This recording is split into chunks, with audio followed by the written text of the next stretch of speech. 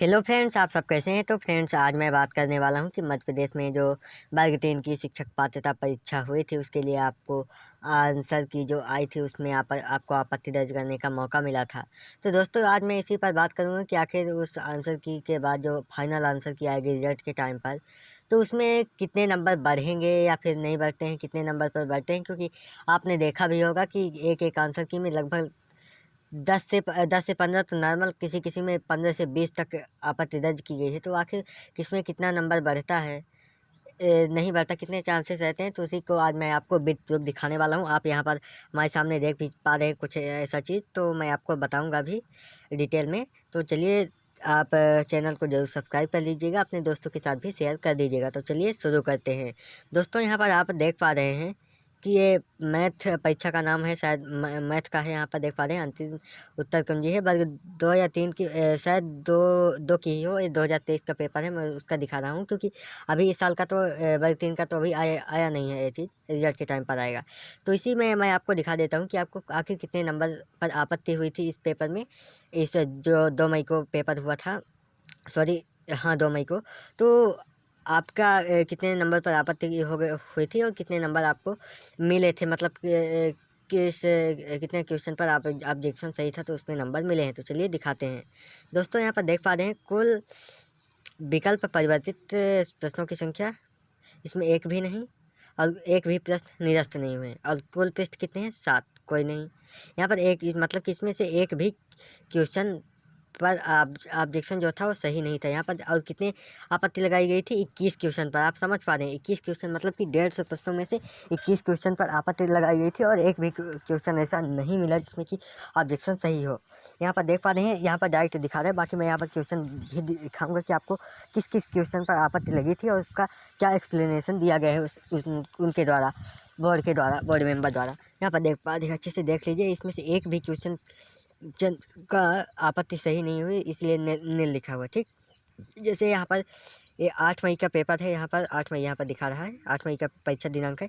यहाँ पर जैसे एक क्वेश्चन था, किसी क्वेश्चन का यहाँ पर देख पा रहे हैं, तो इसका इसने सही उत्तर क्या दिया है? महादेवी वर्मा। और इसमें कोई भी चेंज नहीं हुआ, मतलब कि इसमें से स्टूडेंट के द्वारा ऑब्जेक्शन किया होगा, लेकिन इसमें से कोई भी चेंज नहीं हुआ। जैसे मैंने यहाँ पर पहले ही बता दिया था कि 21 क्वेश्चन पर आपत्ति दर्ज की गई थी, उसमें से एक भी क्वेश्चन का आंसर जो है तो आपका ऑब्जेक्शन करने लायक नहीं था, इसलिए कोई भी चेंजेस नहीं हुआ। यहाँ पर देख पा रहे हैं नो चेंज, नो चेंज। अगर आप कहेंगे तो मैं आपको इस वीडियो को टेलीग्राम में भी शेयर कर दूँगा। बाकी आप कमेंट करना होगा तभी, बाकी क्योंकि थोड़ा MB का है तो मैं उतना बेस्ट नहीं करूँगा। यहाँ पर देख पा रहे हैं, यहाँ पर 21 टोटल 21 प्रश्न हो गए हैं। अब मैं यहाँ पर इसका दिखा रहा हूँ। पी स्टेट डांस है, डांस का है आप विषय प्रश्न पत्र का। पहले वाले में तो जो आज को पेपर हुआ था उसमें एक भी क्वेश्चन ऐसा नहीं था। 21 क्वेश्चन पर आपत्ति हुई, इसमें से कोई भी क्वेश्चन की आपत्ति सक्सेसफुल नहीं हुई, कोई चेंज नहीं हुआ। यहाँ पर देखते हैं, यहाँ पर 16 प्रश्न का आपत्ति हुई है। ऐसा नहीं है कि सिर्फ हम लोगों के बैच में ही इतने प्रश्न पर आपत्ति हो रही है, सभी बात हो रही है। क्योंकि 50 रुपये लगता है, जिनको 1-2 नंबर से घटा जाता है उनको लगता है कि अगर हो जाए तो, और क्योंकि इसका पेपर भी बहुत जल्दी नहीं होता है, 2-4 साल बाद ही होता है। यहाँ पर देखते हैं प्रश्न 16 प्रश्न पर आपत्ति की गई थी, और इसमें से कितने प्रश्न निरस्त हुए या फिर केवल एक प्रश्न परिवर्तित हुए हैं। कुल निरस्त प्रश्नों की संख्या 7 यहाँ पर देख पा रहे हैं, ठीक। तो मतलब देखा जाए तो 8 प्रश्न पर इनको नंबर मिला है यहाँ पर टोटल, ठीक। आप समझ पा रहे हैं, इसमें से 8 प्रश्न, और कितने पर आपत्ति की गई थी? 16 पर, तो 8 पे मिल गया।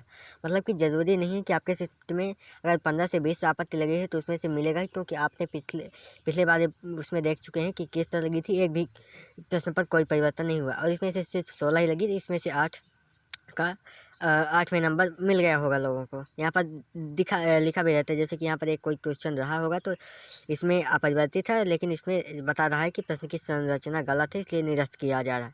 और इसमें किसी में कोई विकल्प सही नहीं, अतः निरस्त। इसमें अपरिवर्तित है, विषय के अनुसार संरचना गलत है, अतः निरस्त। इसीलिए कुछ प्रश्न निरस्त भी होते हैं और कुछ में नहीं। तो आपने देख लिया, तो इसमें से 16 में से 8 क्वेश्चन पर चेंज हुआ, तो मतलब कि वो 8 नंबर वो सभी को मिले होंगे, ठीक। आप समझ पा रहे हैं। अब मैं यहाँ पर दिखाई देता हूँ अगले वाला कोई अगर मिल जाए तो, क्योंकि बहुत सारे शिफ्ट में पेपर हुआ था। यहाँ पर दिखा रहा हूँ कि आपत्तियुक्त प्रश्नों की संख्या 28। समझ पा रहे हैं? एक 150 नंबर के पेपर में 28 प्रश्नों पर आपत्ति दर्ज की गई। कितने प्रश्न चेंज हुए दिखाई देते हैं? देखा जाए तो 4। कुल विकल्प परिवर्तित प्रश्नों की संख्या, एक निरस्त जो प्रश्न हुआ है वो सभी का नंबर मिलेगा। और जो परिवर्तित प्रश्नों की संख्या है, इसमें हमें डाउट है कि इसमें सभी को नंबर मिलता होगा या फिर जिनका सही होगा उन्हीं को मिलता होगा। हमें इसमें डाउट है तो कुछ नहीं बोलूँगा, लेकिन यहाँ पर 3 प्रश्नों में उनके उत्तर में उनको गड़बड़ी थी, तो 3 में सही उनको मिल गया है और एक निरस्त हुआ तो उसका सभी को मिलेगा ही। ठीक, आप यहाँ पर देख सकते हैं, इसमें लिखा भी रहता है किस कारण से चेंज हुआ। इसमें विकल्प परिवर्तित कर दिया गया है। ठीक, हमें लगता है कि जिसमें विकल्प परिवर्तित होता है उसमें जिसका सही होता है सिर्फ उन्हीं को नंबर मिलता है, इसीलिए है तो नंबर कुछ लोगों का घट जाता है, कुछ लोगों का बढ़ भी जाता है। ठीक, मुझे तो ऐसा ही लगता है, बाकी अगर आपको कुछ लगता होगा तो बताइएगा। जैसे कि यहाँ पर आप देखेंगे कि इसमें 19 प्रश्नों पर आपत्ति दर्ज की गई थी और उसमें से एक भी प्रश्न ऐसा नहीं मिला जिसमें कि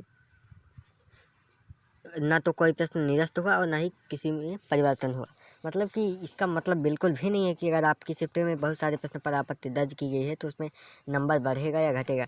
आपने देख लिया कि जिसमें 28 था उसमें से लगभग आपने देखा है 21 वाले में कुछ नहीं हुआ, 16 वाले में 8 क्वेश्चन हो गए। तो ज़रूरी नहीं कि बढ़ेगा या फिर घटेगा, उससे आप बिल्कुल भी अंदाज़ा नहीं लगा सकते हैं कि आप में इतने प्रश्नों पर आपत्ति दर्ज की गई है तो आपको कुछ होगा। जैसे कि यहाँ पर देख पा रहे हैं 19 प्रश्न पर आपत्ति दर्ज हुई और इसमें से ना तो परिवर्तन हुआ ना तो निरस्त हुआ कोई भी क्वेश्चन। ठीक, बाकी आपने यहाँ पर देख लिया। अगर आपको कुछ डाउट भी है तो आप पूछ सकते हैं। चलिए, यहाँ पर एक और भी इंटरेस्टिंग है। यहाँ पर देख पा रहे हैं कि टोटल 47 प्रश्न पर आपत्ति दर्ज की है। समझ पा रहे हैं? 150 में से 47 प्रश्न और निरस्त हुए हैं 16 प्रश्न। मतलब कि इनमें तो थोड़ा ठीक ठाक था, मतलब कि 16 प्रश्न निरस्त हुए तो ये सभी को नंबर मिला होगा, तो कुछ लोगों का 16 नंबर बढ़ गया होगा ऐसे में। तो दोस्तों यही थी जानकारी। अगर आपको कुछ और भी जानकारी चाहिए या फिर PDF चाहिए ये वाला तो आप कमेंट कर सकते हैं। चलिए मिलते हैं नेक्स्ट वीडियो में। जय हिंद, जय भारत।